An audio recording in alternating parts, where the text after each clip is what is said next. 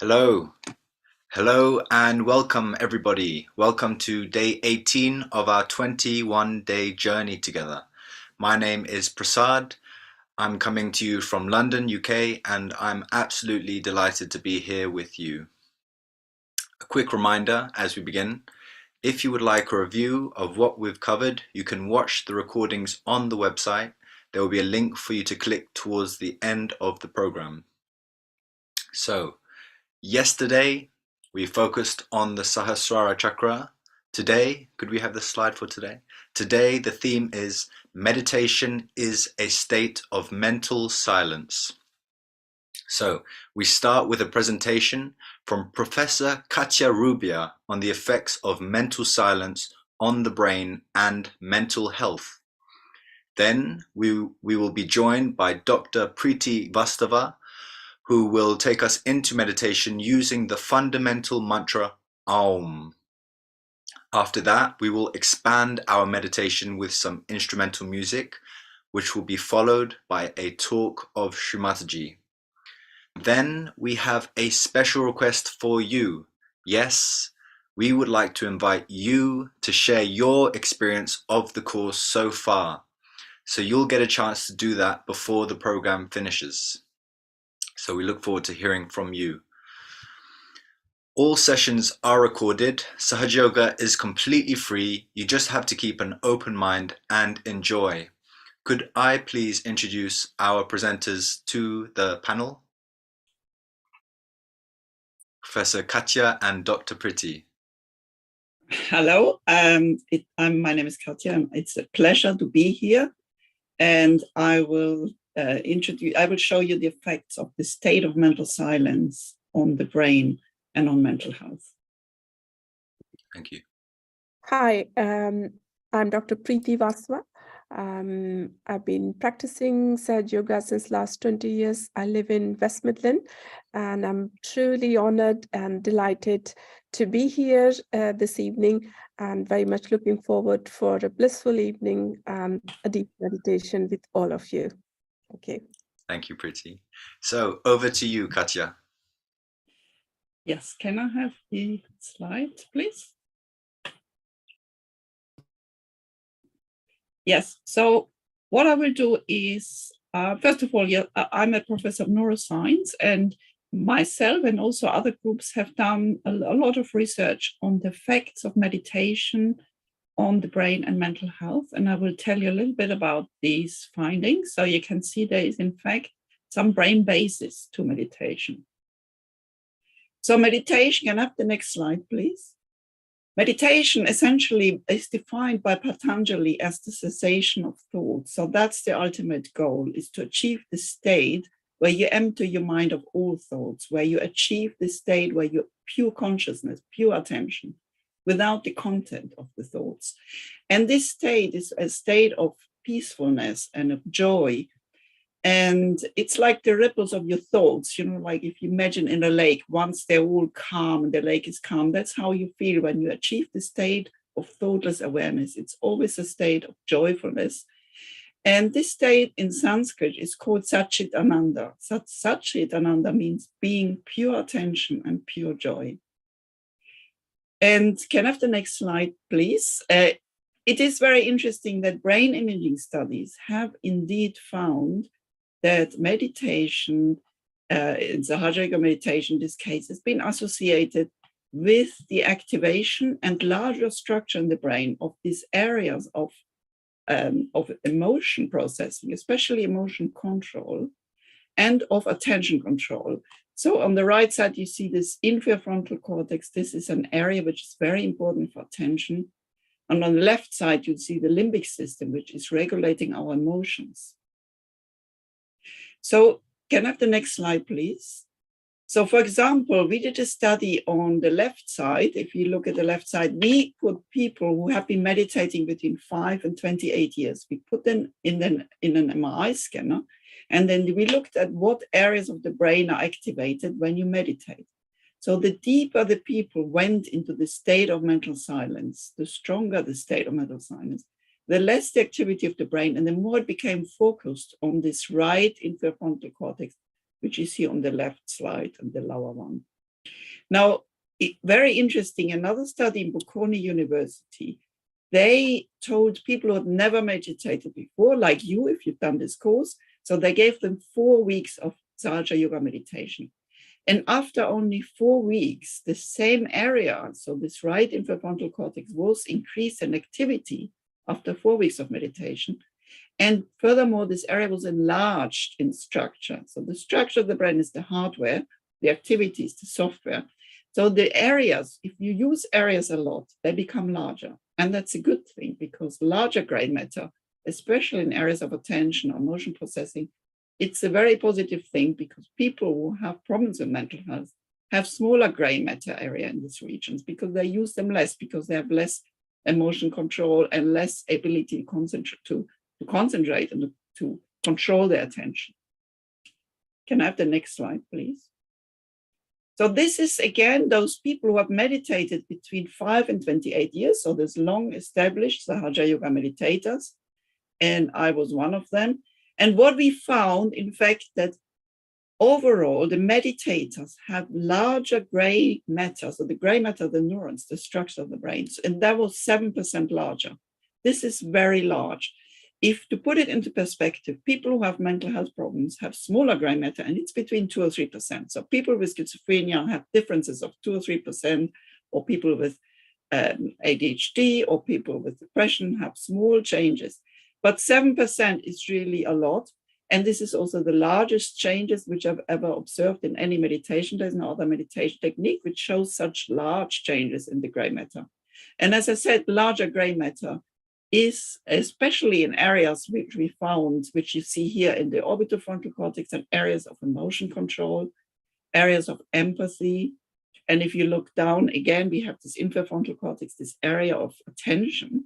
So these areas are larger in structure, and that means because people who meditate, they are used to activate these areas when they enter the state of Satchitananda, of emotion control, of attention, and you become pure. You feel emotions, you become stronger in your emotions, but also your control over your emotion becomes stronger.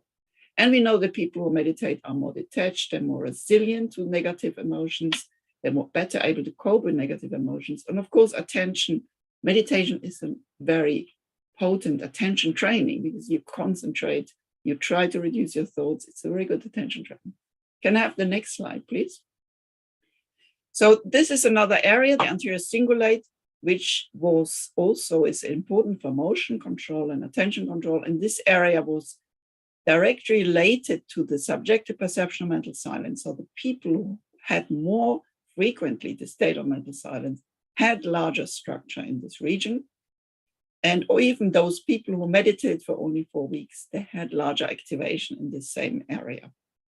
Can I have the next slide, please? So furthermore, people who meditate long-term and practice in meditation, they have younger brains. And to me, this is one of the most interesting findings, because if you look at both these graphs, if you look at the blue lines, so with age, so this is the gray matter which goes down with years. So at the bottom you have the years. So the older you are, you're over 60, your gray matter goes down. And that's because you lose neurons in your brain. And that's why you become slower, you lose your memory, you lose your ability to concentrate. So everything becomes a bit worse and slower, and it goes downhill. And as you can see, the red line in our study on the left and the yellow line in another study are the meditators. So the meditators have a less steep decrease of this gray matter. So what that means is that meditators have younger brains. So of course, we are normal people, we meditate, we also have a decrease in the gray matter with age, but it's less pronounced than in people who don't meditate. Now, of course, if meditators have younger brain, you could argue that meditation may actually be a protection against Alzheimer's, because Alzheimer's is known to be an accelerated aging process. Can I have the next slide, please? There's another system in the brain which is related to mind wandering or mental clutter. So normally we have thousands of thoughts going through our brain, and this is reflected in those areas here in the brain, which are called the default mode network. It's a network of mind wandering, and people with mental illness have more mind wandering. So they have more mental clutter. If you have obsessive compulsive disorder, you have more obsessive thoughts. If you're depressed, you have more depressive thoughts, and so on. It has been shown that people who meditate have less mental clutter, less mind wandering. And of course, this makes sense, especially in the meditation, because that's what you do. In the meditation, what you do is you're reducing your thoughts. You're actively controlling your thoughts, and you're trying to reduce your thoughts to achieve the state of not thinking. Yeah. So in the meditation, that's normal and it's expected because that's what meditators practice. But it has been shown if you put meditators in an MRI scanner, and even if they don't meditate, if just lie in the scanner, they have less mind wandering. So what this means is that this practice of reducing your mind wandering, doing the meditation, carries over into your daily life. So even if you're not meditating, people who meditate have less mind wandering. And this is a good thing because mind wandering is enhanced in all mental disorders. And so, can I have the next slide, please? So we have seen that meditation has an effect on the structure of the brain, especially on areas of emotion control, on areas of attention, and it has an effect on reducing this mind-wandering network. So of course, all of this is likely to improve your mental health because these are all structures which are diminished in gray matter in people who have mental health problems. And indeed, can I have the next slide, please? It has been shown that people who meditate with Raja Yoga meditation have better mental health than people who don't meditate. So this is a study, a survey was done in 350 meditators of Raja Yoga in Australia, compared to the norm and compared to other meditation techniques. And what they found is in the left graph, you can see they had better mental health, and they were also less likely to develop depression and anxiety. On the right graph, you see is then the investigators were trying to find out what factors are related to the better mental health. So they looked at all sorts of things. Is it the hours of meditation? Is it whether they meditate alone or in the collective? What are the factors? And what they found is, if you look at the right graph, the blue bar is the norm. What they found is the frequency of the state of mental silence. That was the factor which was associated with better mental health. So what this means, if you're only thoughtless once or twice per month, you can see you have no health benefits.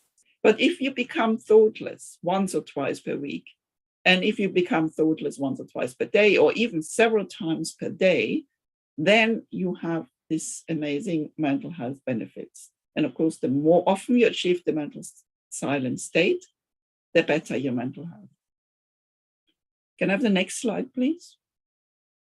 So several studies have also shown that if you already have mental health problems, if you give people Sahaja Yoga meditation for several weeks, it can improve the condition. So there is a study which has shown you can improve depression and anxiety with Sahaja Yoga meditation.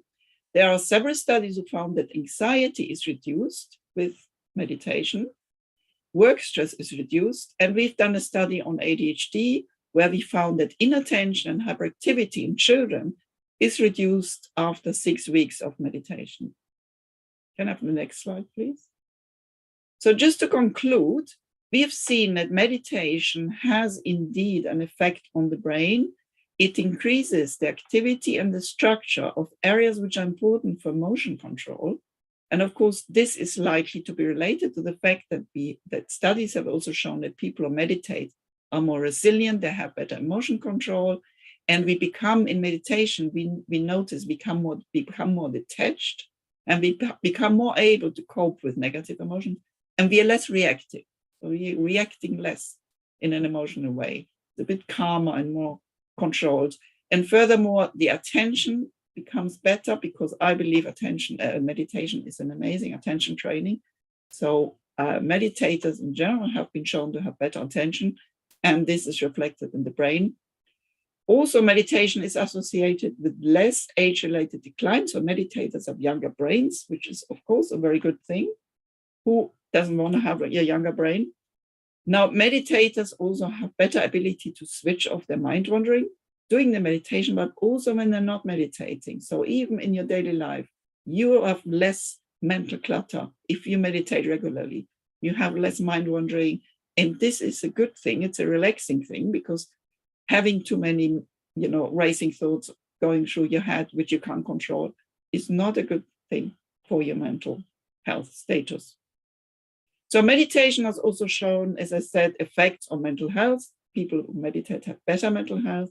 And meditation has shown to improve mental health, especially in affective disorders like depression, anxiety, and in attention disorders.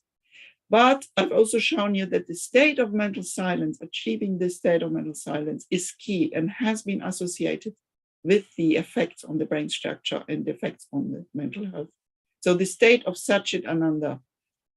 And of course, that also means that if you meditate, you need to find a meditation which teaches you to achieve the state of thoughtless awareness, because there are many meditations out there, like mindfulness meditation, which may help to reduce your thoughts, but they don't teach you to achieve the state of mental silence.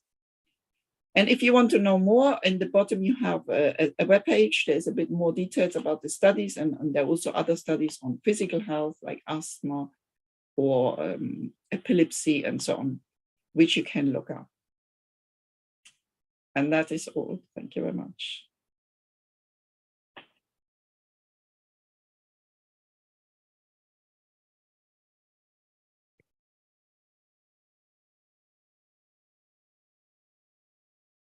Thank you, Katya.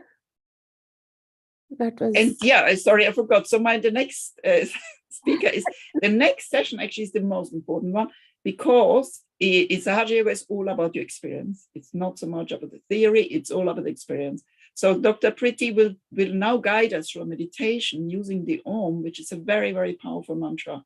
And she will guide us and hopefully lead us all into this state. Well, surely she will. I'm sure she will lead us into the state of thoughtless awareness, which is really the key in Sahaja Yoga meditation. Thank you, Katya. That was a wonderful presentation. Thank you for sharing your research and your publications with us. It was amazing. So, right.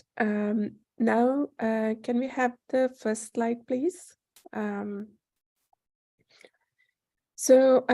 going to, today's one of the topic given is the introduction of most fundamental mantra Om. So I'm going to just talk for a few minutes about that Om mantra, explaining what it is, and then I'll guide just by a couple of simple steps into the meditation. We will experience first a silent meditation for some time, followed by some background music, which should further enhance our depth of meditation. So before we begin, let's all of us raise our Kundalini and put ourselves into Bandhan. I'm sure all of you are familiar with it. So the left hand goes up and the right hand circles around it and bring to the top of the head, tie a symbolic knot, and do it 2 more times with our attention following our hands, knowing that with these hand movements, our Mother Kundalini is rising all the way through those energy centers up to the top of the head. Third time, 3 knots.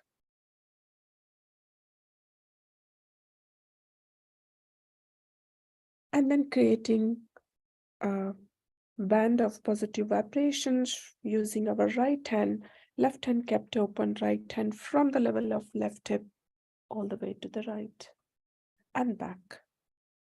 So we do it 7 times.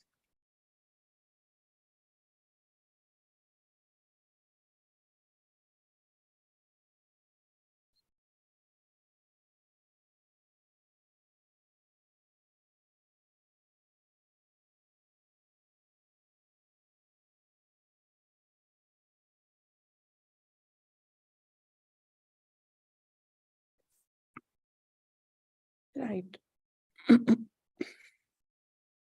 So Om mantra is Om sound word itself is a fundamental mantra. Most of you might already be familiar with that. You must have heard it somewhere. And it is usually, you'll hear it at the beginning of most of the Sanskrit mantras. They start with the word Om. So Om is a fundamental mantra. It's a primordial sound, and it is described in the scripture that at the time of the creation, when the creation came into play, the first sound which filled that space was Om. So that's why it is called the primordial sound, meaning it is the first sound.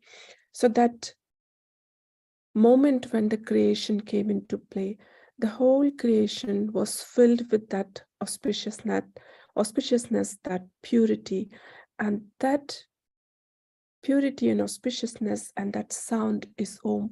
Since the moment the creation came into play, this sound of Om is resounding in the whole cosmos, and that is inside us as well as surrounding us. It is everywhere. So what happens is when we recite the mantra Om, or when we listen to the mantra, our energy centers, they start to resonate with that primordial sound. Can I please have the second slide, please? Okay. So this is how the Om mantra is written. This is Sanskrit lipi, and in this, so to say the Om sound itself, it consists of 3 sounds. First is A, which is pronounced as A. The second is O, which is written as U, but it is pronounced as O. And the last is the nasal twang, which is mm. So in these 3 sounds combined together, that combination is pronounced as Om. So it is consisted of A, U, and M. Can we go back to the first slide, please? So these 3 sounds, they are represented on our energy system. I'm sure you all are familiar with these 3 channels by now. So the first sound, which is A, or represented as A letter, that represents the power of desire, and that is our left channel. So when we say A, the first letter, this activates our left channel. The second letter or second sound is O, which is the power of action, and that is the yellow channel which the cursor is going through, and that activates our right channel. So the A and U, they activate our left and the right channel. Now the third sound, which is M or M, that is to activate the central channel, which is the channel of evolution. So combined together, when these 3 channels, as you say, they meet at the Sahasrara, that's where the Om word, where our energy system gets in resonance with the all-pervading, this primordial sound of Om. So this is the description of Om. And as I said, that when we recite, our energy centers gets activated or get in tune with this primordial sound which is surrounding us. Now, we don't have to recite this mantra 1,000 times or all the time, 24 hours. Once or twice is enough. But the important thing is that when we recite it, our connection has to be there. And that connection has been given in Sahaj Yoga by Kundalini awakening or by our self-realization. So when we are connected with this universal power, then reciting this mantra just few times, once, twice, thrice, or maybe up to 6-7 times is more than enough. We don't need to recite it all the time. So now we are going to try this mantra and have a short meditation. So what I would like you all to do is just close your eyes now and spread both hands on your lap or your knees and let the attention go inside completely. Relax. Next 10 or 15 minutes, we're just going to give ourselves a complete chance to reach through that state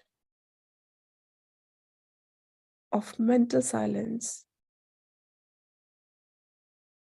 and a complete detached state. To help ourselves, we can place our right hand on our heart. And deep within our hearts, we say, Mother, I am pure spirit.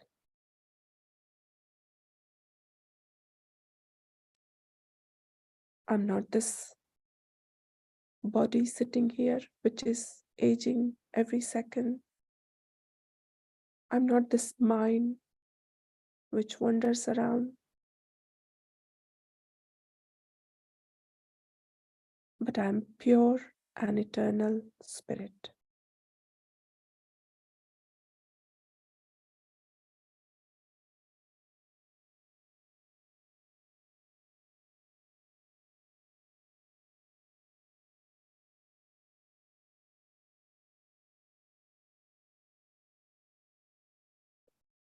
Very gently bring that hand on top of the head, that area which is soft in babies.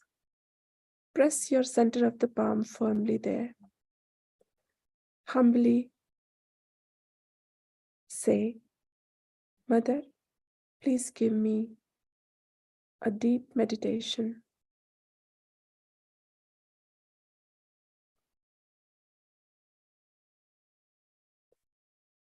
Press firmly and bring the hand down.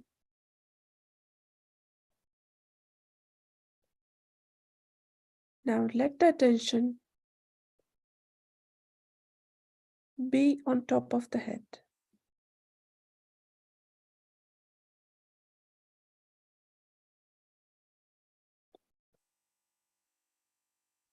And we are going to say the mantra Om 3 times. We don't need to pronounce the sounds A, U, and M separately. We're just going to make it simple. Om. Try to give more focus on the last sound of if you want to prolong, but there's no need to put any extra effort by taking long breath or saying in a particular way. Let it be very simple.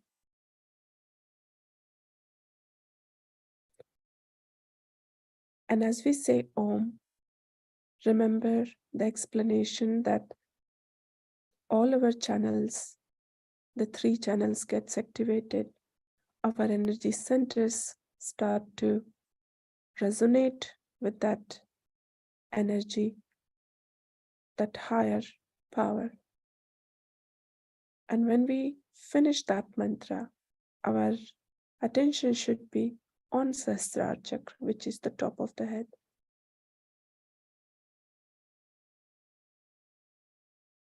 So let's start. Let's begin.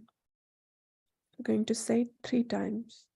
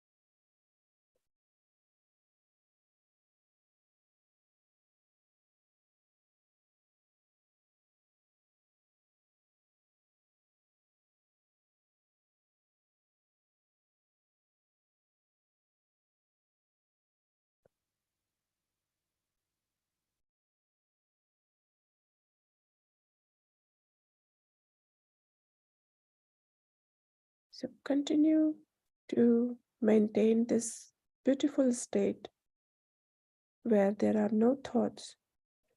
Know that this is the state when the drop has dissolved into the ocean and become the ocean.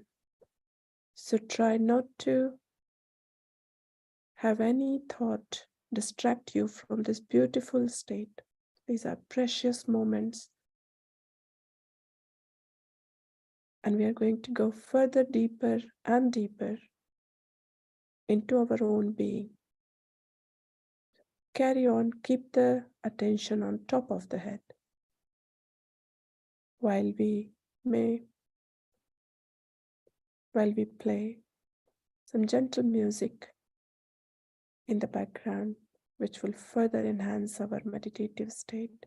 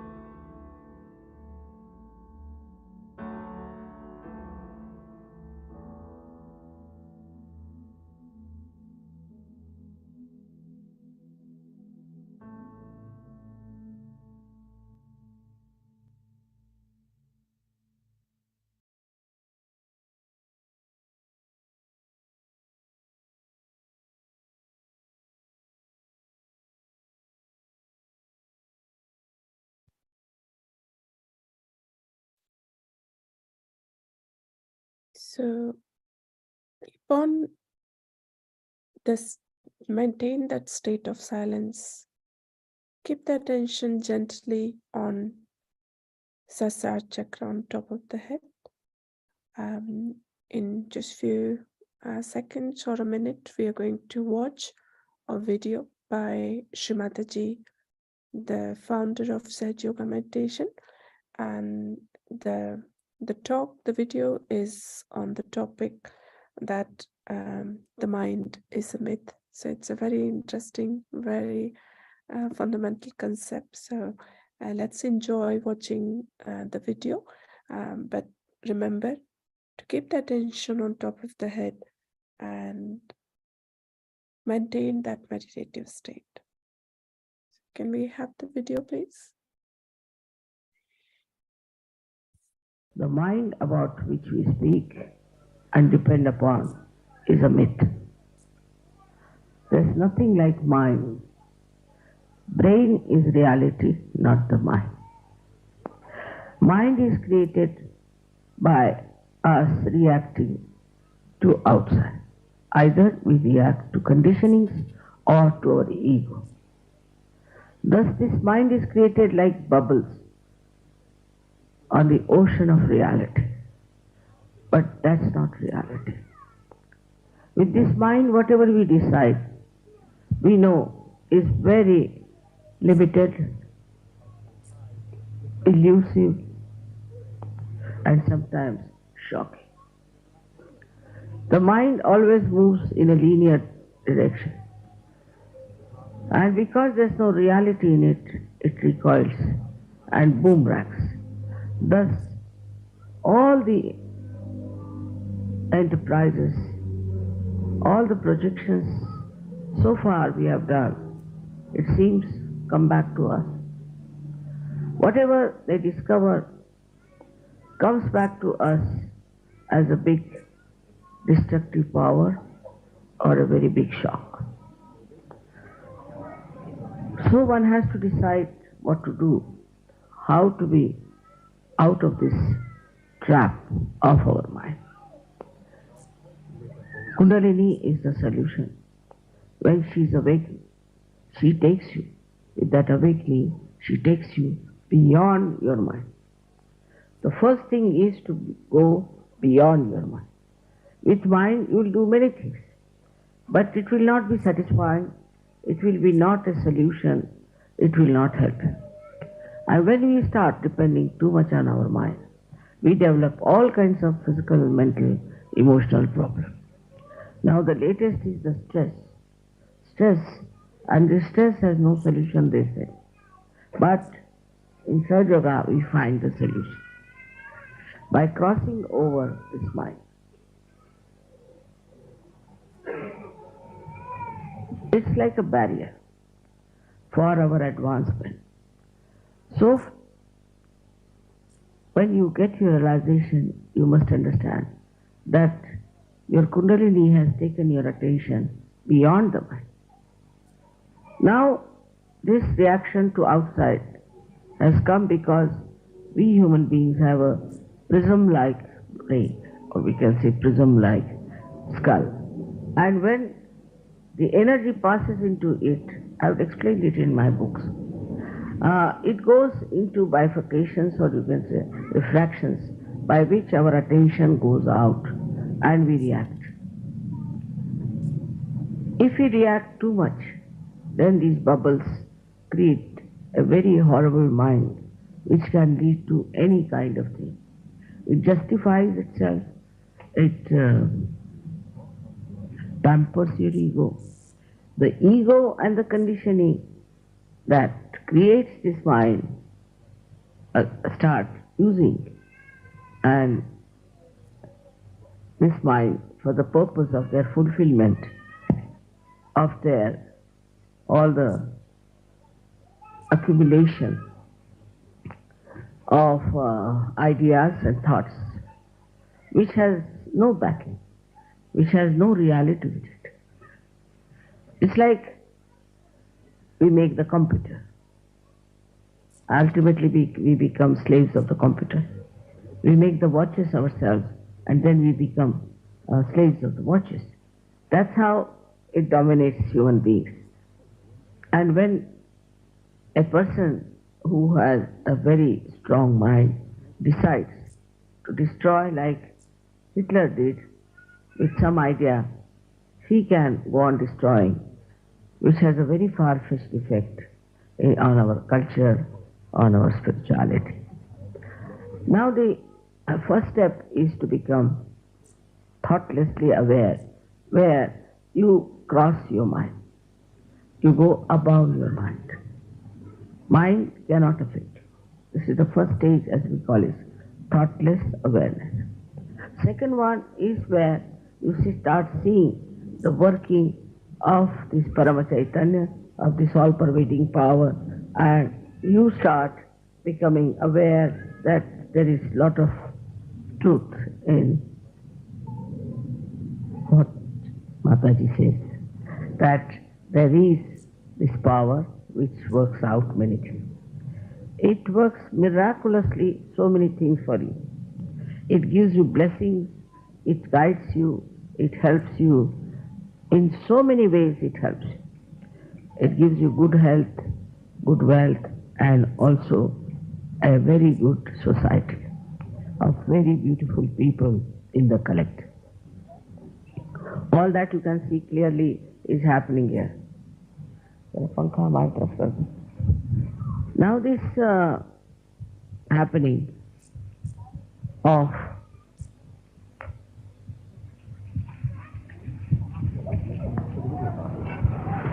achieving thoughtless awareness is very simple and easy. But to maintain at that point is difficult. We still react and we think. Anything you see, you react. To get to that point in thoughtless awareness is first to change your attention. Now, for example, once we were climbing a very high mountain to see one temple called Palitana. Myself, my son-in-law, and my daughter. And we were really tired because we had to climb I don't know how many steps. And when we went up, we were tired, and there was a little canopy made of beautiful marble carving. So we just laid down there.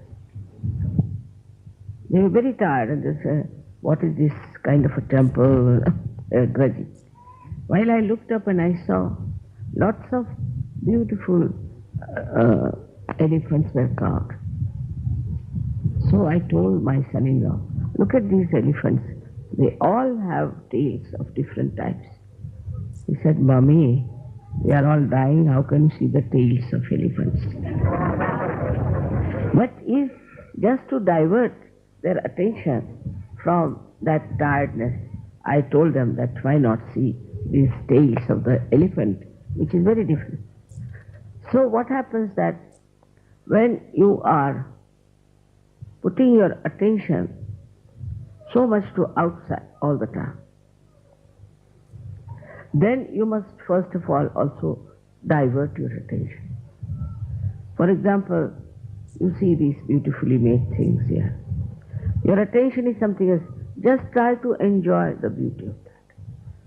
See, there are beautiful carpets here. Just look at them without thinking. Because they don't belong to you, so no headache. They belong to somebody else. It's very good. Otherwise, if it belongs to you, you start thinking, "Oh my God, I've spread them here. What will happen? They have to be insured," or some sort of a thing like that.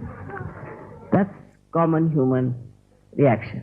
But if it doesn't belong to you, you can watch it nicely. Now you watch it and don't think. You'll be amazed when you see the beauty that is put inside this. You'll see the artist who has put his joy, his exuberance into it. And you'll be amazed after realization that this exuberance will fill into you and a cool kind of a relaxation will come into you. And this Kundalini will rise and you will become steady in your thoughtlessness. So whenever you look at anything, look at any beautiful thing. Even say today's election, just watch the man who is elected. Watching him itself gives him blessings, gives him better ideas. You get also ideas which are coming from reality, which are there. How to make this man a successful person, or this country a successful democracy. All these things happen when your attention is diverted from criticizing, from reacting. Just you watch, become the witness, try to witness of it. It's not so very yet practiced. So far I've seen that whenever even we get our achieve our realization, we don't realize that we have to witness it. When you start witnessing through your spirit, then you don't see the bad points of another, but you see the good points. You just pick up the person with very good points. And see, so once you see that, the witness state enlarges and you start enjoying another person. You start enjoying everything that is there. Even a small blade of grass you can enjoy.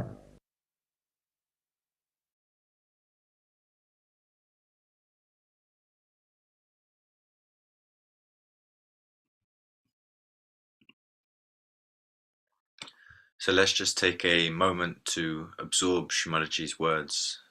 We just keep our hands open on our laps.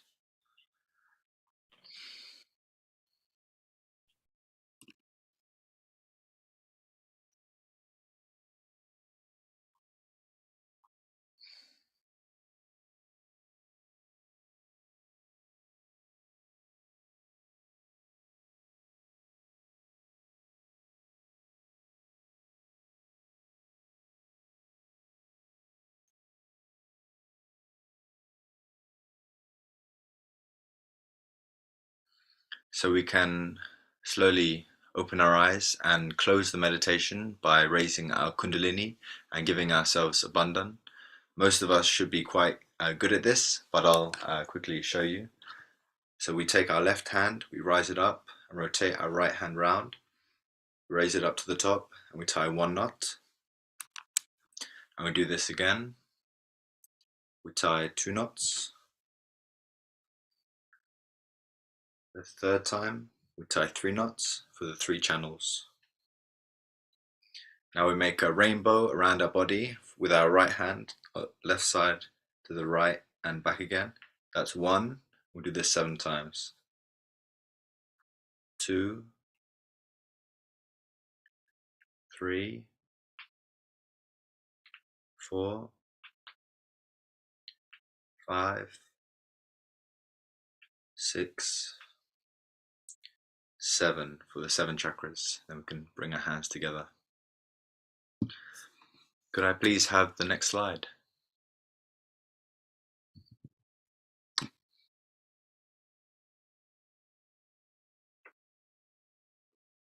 Yeah. So it's wonderful to enjoy this time together, but again, I would encourage everyone to please meditate at home, because it's the best way to nurture this experience and really take everything we've learned into our own lives. And it only requires 10 minutes in the morning and evening. Whatever time you can afford will be sufficient. Next slide, please. Program resources. Please click the website link for live sessions and recordings in case you missed anything. You can join a WhatsApp group to get daily updates and messages about Surge Yoga.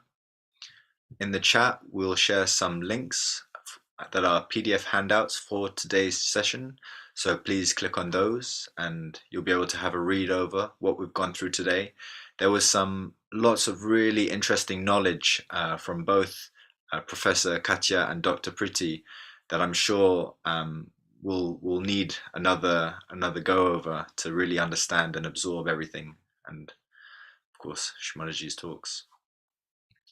The mentorship program. Could we have the next slide? So in case you haven't already, please join the mentorship program. It's a special opportunity to be matched one-to-one with someone who will be able to support you with meditations at home and at your own convenience. So please sign up if you haven't already. So let's have a look at tomorrow. Tomorrow the theme is qualities of the spirit. And this is a quote from Shumatiji. That's the quality of the spirit, that you start feeling so joyous. And the joy doesn't have the duality of happiness and unhappiness. It's singular. That's for tomorrow. And now it's coming to the end of the program, and it is your moment. We'd like to invite you, our brave and dedicated seekers, to share your experience of the course so far. It could be what you felt, something that resonated with you, or anything you've gained from the course so far. You'll be able to do so by raising your hand from the reactions button in the drop-down menu, and then our tech team will spotlight you. Please be patient, as we'll only be able to hear from you one at a time, so we hope that most of you will get a turn. I saw one very brave, there's a breakout. We haven't actually, we decided not to do breakout room help and just hear from the seekers collectively today. So I hope that's okay. So if you'd like to share an experience, please raise your hand and we'd love to hear from you. If everyone is feeling very shy, then you can also ask questions to either Professor Katya or Dr. Priti. I did see one seeker with his video on, John, I think was his name. Maybe he would like to share something with us. Yeah, we have a MacBook. We have MacBook to you, raised hand. Could we have our tech team spotlight MacBook? And Wendy Shaw. So we'll have our tech team spotlighting you. Yes, we have. Is that Wendy? Yes. I just wanted to say about yesterday. I had a really powerful meditation yesterday. I've also been doing the intermediate course from the We Meditate from Amsterdam. So we'd done a bit of meditating before I came here, and that was also on the Sadhuswara. Have I said that right? Yeah. And it was when we were meditating, and I think it was Sarah said, tap your head with your heart finger. Yeah. And it was incredible. It was like an ice bolt through from there to my throat, the back of my throat, and then I just went into the most amazing, blissful experience. I'd just like to thank you for that. Wow, incredible experience. But I've also felt over the 21 days, well, however many we've done now, I've just felt my life improving, getting lighter. It's been amazing, and I just wanted to thank you. Okay. So big thanks to everyone involved. Thank you, Wendy, for sharing. So we have Sayani next. Yes. Hi. So thank you for organizing this Shri Yoga 21 days meditation class. So I'm really like overwhelmed, and I'm really like, I just have no words to explain. I was like searching for some meditation class for so long, and I recently moved to UK, and I was searching. I went to so many meditation classes in Manchester. I was never what I will say, never like satisfied. And suddenly one day I was sitting and I was like, I was just thinking about this, and this popped out, and I just, okay, I should join it. And I joined this Sach Yoga, and it was like the end of my searching, the end of all my worries. I'm like, I felt so amazing. Like, first day I was feeling very peaceful. From the second day I was feeling the cool breeze on my right hand. On third day or fourth day was feeling in my left hand too. I just felt like I got kind of a magic wand kind Wow. of thing through Sahaja Yoga. And I don't know, I deeply feel like I have a past life connection with Sahaja Yoga or anything like this, because I feel like so I feel so relaxed and so peaceful, and I just can't explain myself. I feel so wonderful. Wow. And I mean, after doing Sahaja Yoga, and I think I met with someone named Tanvi in breakout room, and she said me like I was not getting proper sleep like before joining Sahaja Yoga and all, and then she told me to do the bandhana and protection every day before going to sleep. And after that, it suddenly vanished. Like bad dreams and everything vanished, and I'm getting amazing peaceful sleep. And it's just amazing, and it has become my habit. Like how much sleepy I will be, right? I will not sleep without doing the bandhana and doing the kundalini and bandhan and all those things. And even like, I don't know, I just have made myself into a habit. Like even leaving the home, I'll do the kundalini and then the bandhana, and it's just very incredible. I mean, I have like I'm just losing words to explain Wow, myself. thank you. Yeah, it's incredible to hear. Thank you for sharing. It's amazing you're making a habit of doing the bandhan. This is a really important protection, something that Shumatiji always emphasized we should do. So thank you so much. Let's hear from Surinder Gatoara. I apologize Oh, if I mispronounced that. that's all right. That's okay. Oh, thank you for taking my call. Yes. Yeah, I've been doing yoga with the group for about a year. It hasn't been long. Sorry, my hair looks a bit of a mess. And I think I decided to do the 21 days because I wanted to see what it would be like and what the experience would be.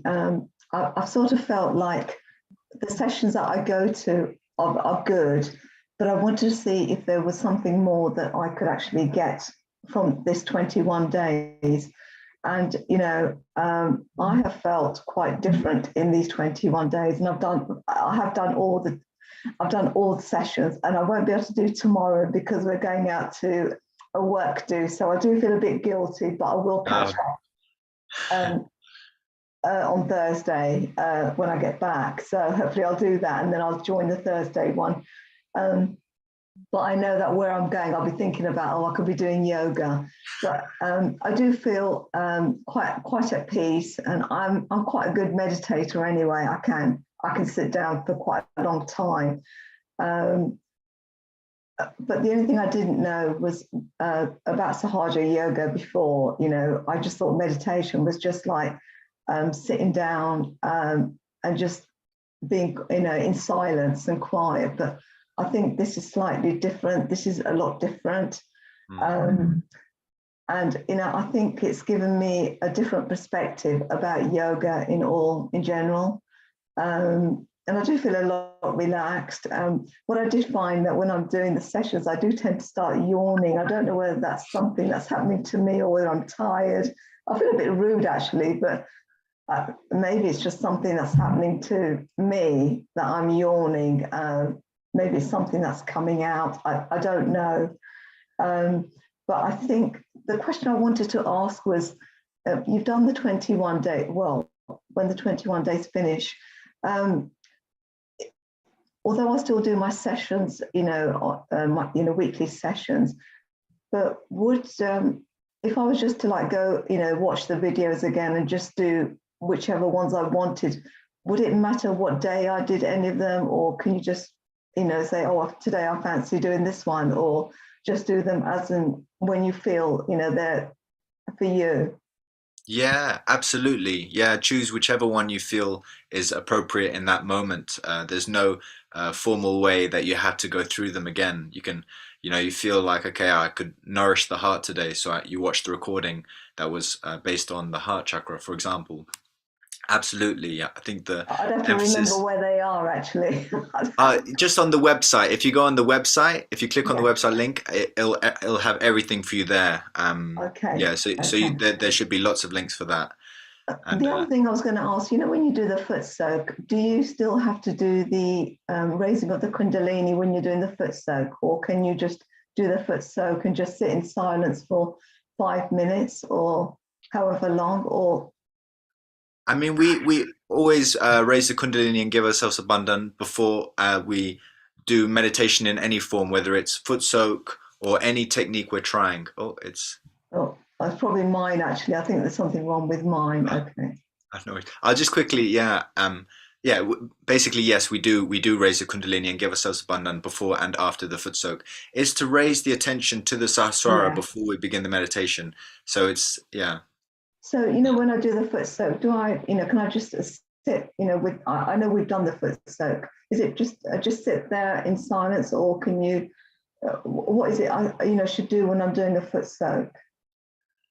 Well, you can meditate as you normally might. I mean, the foot soak is acting by itself. It's absorbing any negativity you might have absorbed over the day, and you just meditate and try to enter the state of thoughtless awareness. And you can, yeah, that's basically the point. And any catches you're feeling on the left side or right side, try to use the techniques we've showed you to clear those areas out. So I've probably forgotten those. Actually, probably have to go back and look at them. I'm sure I can't remember them. But well, there's quite a lot to remember. I think in the 21 days. I think I'd have to go back and sort of maybe write down each session and what they do, and then when I want to look, and I think, oh, that's the one I need to do. Okay, no, that's fine. I have enjoyed it. I want to thank all the speakers as well, and I think the beautiful music has been extraordinary and wonderful. I really enjoyed the music. It's been something that I wish they would do it in our sessions on a Tuesday, but they don't, only every now and then. So that's a little bit disappointing, but I think I'm going to take a few things back, and just going to recommend maybe some things that they could do to change the session. Do you think that would be all right to say that? Yes, absolutely. Yeah. Thank you, Surinder. So Okay. I'll pass it on to someone else now. Thank you. Thank you. No worries. Thank you. So would anyone else like to share their experience at all? Any other raised hands? Oh. Yeah, Jay raised a hand, or two participants. Could we have our tech team to spotlight one? Yeah, Jay or Ind? Is it Jay? Yeah. Hey, hi. Yep. Hello. Yeah, thanks for giving this opportunity. Yeah, so I was having quite we'll go with the steps. Like I have 3-4 statements to go through. So first I will share my experience. Like I was having kind of mixed experience, like some out of 1 or 2 days I slept during the meditation. Didn't realize that the session has been ended, whether I was sleeping or I was into meditation state, not realized. Some days it was like thunderstorm of thoughts, like lot of thoughts were just the moment we start meditation, lot of thoughts were coming up and going, like it was just going mixed kind of thing. And some 1 or 2 days it was kind of like I went through just okay, I'm following and I just need to do a task, because I couldn't focus. Like I was not able to even spend 10 minutes, right? Like we'll do a time pastime hours and hours, but even sitting for 10 minutes it was so difficult. And I was getting body ache and was getting very strong feeling that I know I should like stop now kind of things. But no, like still I have followed. But whatever is there, like, yeah, I was going through like different journey for this like 18 days, which we have followed. And regarding the experiences, like not sure, sometimes I felt that breeze or not, whether it was there or religion, I'm not sure, but we'll like be following and we'll be seeing that when it will achieve. Initial days before starting this, I was doing meditation, like I was following that, but again it was like something sitting alone and not getting measure where we are going or something. But when I started getting into the breakout room, thanks to everyone who helped me in a lot of questions which I asked and got the answer from them, and even realized like it's not something we have to achieve with the milestone, and it's a process and it is a awakening thing, right? Like, so Yeah. then I just left it like, okay, go with the flow and let heal itself, right? Like we should not follow or should not achieve some task. We should not go in that way. So yeah, I was having like a lot of thought process and mixed feelings which are there. But I know everyone in this room might be admitting it, like everyone, even I was, they might be into my shoes. Like when they start, I was eagerly waiting for like when it will be 7:30 and I will be just starting the session. Like it was eager thing which I will be for a complete day, I will be waiting for, oh, I want to go for meditation and like would like to follow that. And this is for sure. Now I won't be leaving this, I would like to continue. So I again, like I connected, people might be aware, so for them also we will be having some Surge Yogi groups local to us. We can get connected with them, and maybe in future weeks, like in a week or month, we can get in touch with the whatever common followings which are there, or common meditation, along with our independent meditation which we are going through. Wow. And yeah, this is like something amazing, really good, wherein we are not just getting theory knowledge, or we are not just going through the scripture or maybe whatever mantras which are there, wherein we have people who practice it for 20 years.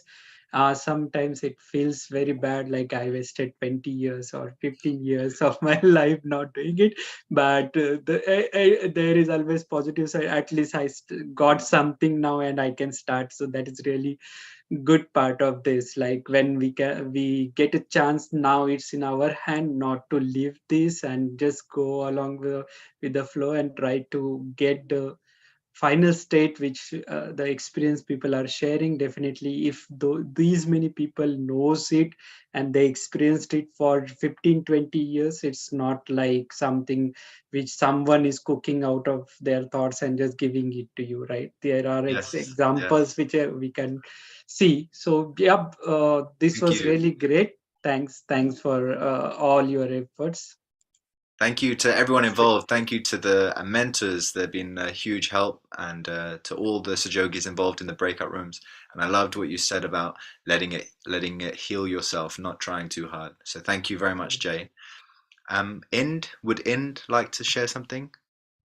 Ind raised his or her hand. Ind, or anyone else would like to share something? Yeah, Anastasia. Oh, Ind is there. Okay, Ind first, and then Anastasia. Could we unmute? Ask to unmute. Could we unmute Ind? Oh yeah. We can't hear you. We can't hear you. Can you hear me now? Yes, yes, yeah. Hi, everyone. Thank you so much for the session. Can you hear me? Yes. Hello. Thank you. Yeah, Thank we you can hear you. so much for the session. This is very first time I'm attending the kind of course, so like 21 days. So it is pleasure to have this course for myself. I have practicing yoga, but Sahaja Yoga, this is the first time. And I was the last year I was with the Sahaja Yoga team in Edinburgh. And the ma'am Sushi, she was helping me a lot, and she was encouraging me to come every week, and it is very nourishing to me. Like after that, some break, I took some break. I just started, I just started here like 21 days of yoga. It's very useful to me, and I just got aware of things, chakras and everything. I just aware of it. I'm not saying I was feeling like the finger things and all those tips. I didn't get it, but still I was looking forward. You know, still I have to do myself so that I will get that understanding I got. That is more important. I was thinking. So whomever do all the courses supporting slides, their talk, their experience, and guiding like so much of messages, and they are right away they're sending messages, they are ready to help, lots of mentorship as well. That's overwhelming for me. It is encouraging me to do more and more, to aware of, as Mataji says, daily meditation and all those steps. It is like sloha. It is like formula for me. Do yoga every day, 2 times at least. It is like formula for me today now onwards. So thank you so much for that. I really wanted to say thank you to everyone. Thank you so much. Thank you for sharing, Ind. Thank you so much. Uh-huh. So, should we have Anastasia next? Should we unmute? Hello. Hello, I hope you can hear me, Prasad. Yes. Okay, cool. So, Anastasia, I think I'd like to first say that I'm from Kenya. I've noticed most of the people are from the UK, and I think that's just important. So, one of the things I'd like to say thankful for, I started Sahaja Yoga towards the end of last year, around December, and for the longest time, it was difficult for me to focus for the top of my head. All the time, I could feel the cold breeze from my hand. I could get into a meditative state, but it was really hard to just focus and feel the cold breeze at the integration channel. And through this 21-day journey, I've not been able to attend all of them, but it's the first time I'm actually able to feel the cold breeze at the top of my head and feel it extensively. Today, for example, I think today was one of the days that I was able to go into that deep state and feel it, extensively. And I'm so thankful for that. Something else I'd like to thank the community for. So I heard about this 21-day journey from my local community, and they introduced me to this Sahaja Yoga, and they're mainly Indian. So the subtle system, I learned it first in Indian. At the beginning, I was so skeptical. So this is just an Indian thing. And my family was also so skeptical. But just to see other people that are not Indians practicing, and 20 years experience since the 1980s has been so encouraging. And every day, even if it's quite late in Kenya, but I just try to show up, and I've experienced a lot of benefits so far, emotionally, just feeling mental wellness. And I'm so excited to continue on this journey, and I'm so thankful for this 21-day journey. Wow, thank you so much for sharing, Anastasia. And it's amazing to hear you had this physical sensation. Amazing, thank you. Could we have Anita next? Still muted. Let's unmute you. Sorry. Yes. Hello. What I could learn from this was I didn't feel any tingling, or I didn't feel anything at all. None of those things. But what I could feel was I'm an unforgiving person. If somebody hurts me, that's it, My husband says that, you have about how many, Steve? Almost the entire world, as my enemies, So I'm very unforgiving. So if somebody crosses me, I don't get back, but I always keep that in my mind. like what they've done against me, you know. That's the first thing that comes to me. Okay, this person. So I cancel them in my mind. I never go back to them. So that I do. So with this meditation, I learned that, you know, forgiveness, the importance of it. And you cannot proceed further, you know, without releasing yourself from the people, from hate, maybe. And not exactly hate, but, you know, the feeling of hurt, getting hurt from others. So I could do that. You could forgive through the course. You managed to forgive. Yes, but not completely, not yet. But I can joke about it at least, you know. So at least, you know, I'm releasing from people. So Amazing. that, because I've always asked, you know, I'm a Hindu. I'm married to a Christian. My husband here, an Englishman. So I'm a very grateful person. So I cannot leave my Hinduism. So I hold on to my Hinduism. I take Christianity also because I'm grateful for him coming into my life. So I hold on to the values of Hinduism. I hold on to Christianity, and now this. So I feel it's just too much, you know, overwhelming me. So to accept Mataji as my guru, or, you know, along with others, without entirely going through the experience of whatever you're promising or, you know, you're saying, it is a bit, you know, I have to practice and I have to go through all that, which I find because of health reasons for my husband, lack of sleep in the night. He's going through radiation and stuff like that. So that's difficult. But still, this was instant, you know, I could just forgive. That's new. I mean, Wow. you know, that part was, you know, I feel less heavy. Less heavy. Wow, thank you for sharing, Anita. I'm sure Fadwa's meditation day before yesterday, I think, was very useful. And I remember she specifically talked about how, you know, forgiveness or not forgiving binds us, not them. And Exactly. So, you know, I'm burdening myself. I'm harming myself. So exactly. that was realization. I used to ask the father in the church, you know, you preach about forgiving, you know. I mean, how can you do that? How can you do that? He couldn't answer my question.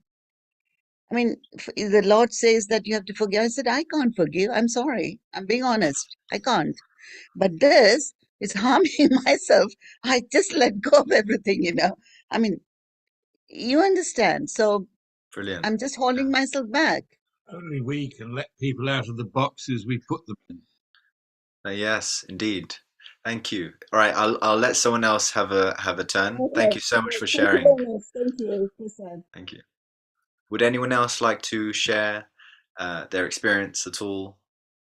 Even a question for for Katya or Priti?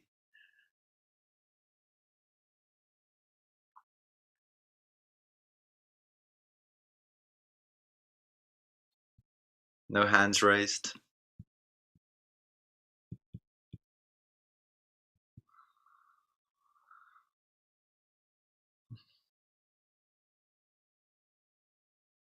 No? Maybe I will I think we have maybe 5-10 minutes left. I'll give maybe we'll invite Katya and Priti back to the panel very shortly, and maybe we'll just hear a little bit from them. Yes, we have a question for Professor Katya from Surinder. So could we invite the presenters back to the panel, please? Hello. So, Surinder, could you please write or ask your question? Yes, to Professor Katya. You said in your presentation that meditation was very good for your mental state, and you know, whether it prolongs your life or not. where did the study actually come from, or how many people did you do the study with? Because I do understand that meditation can be good. I totally accept that. But how true is it? How, is it realistic, or is it just, because they always have like, figures for lots of things. Yeah. I mean, that's why I showed you 2 studies, because you're absolutely right. In science, it's very important we call it replication, you find the same thing again and again, otherwise it could be just a random finding. In our study, it was over 43, I think it was, people who meditated, and like they had this younger brain. I didn't say they live longer, doesn't mean they live longer. It just means the brain structure looks like a younger person, But the other study actually was on a different type of meditation, and they found the same thing. And there are several studies who found this. So it was not just our study.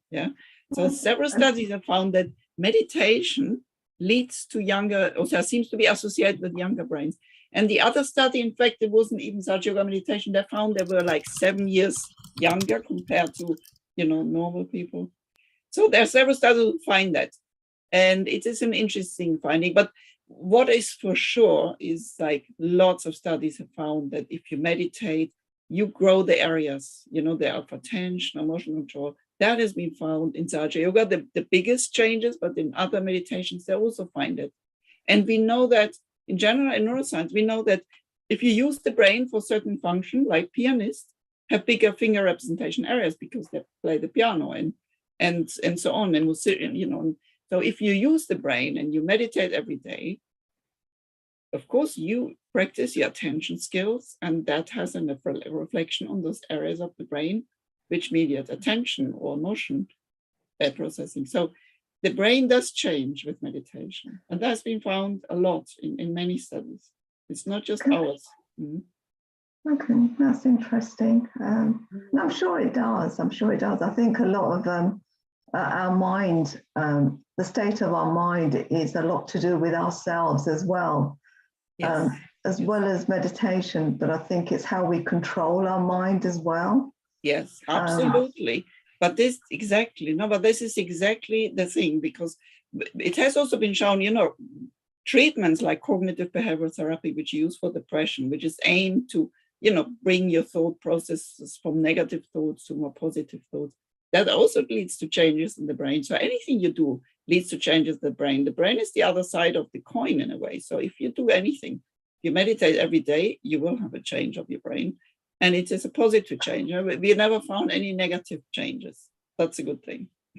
That's That's good. I think also, I'm not a professor. I'm nothing really compared to you. But I think keeping an active mind is quite important as well in what you do with your well-being. And I think your diet is important as well. So I think there's a lot of factors, lots of things involved in keeping the mind in the right state. Absolutely, yeah. Mm-hmm. When you hear, a lot of people have got mental problems nowadays, and and you wonder why, where are they coming from? Is it because, is it their own downfall, or is it? It is absolutely, there is a downfall, and it used to be 1 in 9 in children. Now it's 1 in 5. It's really shocking, especially in children. And in adults, it's 1 in 4 has a mental illness at least at one point in their life. That's terrible figures. Imagine 1 in 4. So it's huge. I know. That's why we need something, to keep our. But what I find is when I talk, I'm always a bit reluctant to mention things like yoga or Sahaja yoga or any kind of yoga to people, because they have sort of laughed at me and said, "Oh, yoga, what's that? Does it do anything for you?" And I think to myself, well, yes, it does. It can help you. But I think I prefer people to find out for themselves and do it themselves, so they know. I don't think it's something you can impose on someone to say, "Oh, I think you should do that because that will help you." I think you have to be the one that actually takes the initiative to do it. I don't think anyone can tell you to do it. I think it's either you or not. I totally agree. And also, like, for example, in some of the studies we did in the hyperactive children, for example, once they stopped the meditation after 6 weeks, they went back to being hyperactive again. So it is also something, if you want to use meditation, then you need to do it regularly, and you need to keep it up. It's quite a big commitment. It's easier to take a tablet, and in fact drugs are actually stronger. Meditation effects are slow, but they're slow and cumulative, and they have no side effects. That's the advantage, because if you take a drug, you may have a quicker effect, and it's easier, and you don't have to commit, and you don't have to sit there and meditate every day. But and I totally agree with you. I think you cannot impose it on anybody. Everybody is free to do what they like, and some people may like to try meditation just to see whether it works for them. Yeah. And also, everybody's different. For some people, they have the same problems and it didn't improve them. But also it depends, on how deep you go in your meditation. Like we said, if you achieve this thoughtless awareness, you're likely to have some benefits. But a lot of people meditate for years and they don't really go very deep in their meditation. And then you may not see any effect. So every person is different. Some people, I've seen people in Sahaja Yoga where they were severely ill at the brink of death, and then they've been cured. And other people have not been cured of any of their ailments because I don't know why, it's quite different for different people. No, I agree with what you say. And I didn't know about Sahaja Yoga until probably about a year ago. But I've always done yoga in my life. But I've done like the exercise, like you move your arms, your legs, and that kind of yoga. And I've been quite active in that area, but I didn't know about Sahaja Yoga until only a short time ago. But the other yoga that I did was like meditation, not like this meditation, but it was more about like just relaxing and moving your arms and your legs. And I did that yoga, and that actually cured me because I suffer severely with eczema. It nearly actually killed me. I nearly died from eczema. That's amazing. But and again, my mum, and I'm not going to talk too much, but my mum always said to me, she said, why don't you do yoga? I mean, we had been everywhere. We had tried herbal medication. We had tried private doctor. We tried everything and nothing would cure me. And all I did was this yoga. And I mean, I don't know how it happened, but he cured me. Well, he didn't cure me, but I did the yoga religiously for many years. And touch wood, up until now, I'm a lot better. I still have a few issues, but I deal with those as and when they come. But what I'm trying to say is that although my mum always kept saying to me, why don't you do yoga? And I said, well, mum, I have a busy life. I come home, I have to cook, I have to do all these things. I don't have the time. And she said, but you have to make time. The day that she passed away, 8 years ago, it'll be 8 years this year, and I came home after the funeral and I sat here in my house and I thought to myself, the funeral's over, mum's not here anymore. And the thought that she said to me, why don't you do yoga? Go onto this channel, watch it and do it. And that was the turning point in my life of doing yoga to help me get better, because I didn't have her in my life anymore. But the only person that was going to help me was that channel and the yoga that I did for many years to help me get better. Wow. Amazing story. Thank you for sharing, Surinder. No worries. We have a question for Katya. Can medical drugs affect meditation? Medical drugs? Yes. Yes, I don't actually know because I'm not aware of studies who combined it. No, I mean, when we did the study in ADHD children, some of them were medicated. What we found is when they meditated, a lot of them went off the medication and still became better, or they reduced the dose. So it seems to be medication plus meditation, yeah, seems to be quite good, or even you need less drugs if you actually achieve a good effect with the meditation. Thank you, Katja. And I think that's pretty much it. Maybe would like to hear from Dr. Priti lastly, just as we say our goodbyes. Hi, Prasad. Hello. Maybe Yes. you'd like to quickly share something, maybe a small experience, or how has meditation helped in your life as a doctor? Well, I have to say, I can't pinpoint one turning point, or because for me it was a gradual acceptance, but it just kind of opened to me itself, and I was amazed at how beautifully science and spirituality can come together, because I never could imagine. And through Saj Yoga, I found that it convinced me through scientific, facts, and so yeah, for me it was very gradual, and even till date, every day I find something new, and it's an amazing journey. It never ends. So yeah. Thank you. Yeah, sorry to put you on the spot. I think that's it from us really. It's nearly 9:30 now. It's really been a pleasure presenting with our two lovely presenters, and would like to thank you all again for sharing your experiences and coming today. We hope to see you tomorrow, and that's it from us. A goodbye from me and from Katja and Priti. Thank you, Prasad, for sharing so well and so nicely. I enjoyed doing this with you, and thank you everybody who came. It was a pleasure to have you. It's an absolute pleasure. Thank you, Prasad. Thank you everyone. Bye-bye. Good night. Bye-bye. Good night.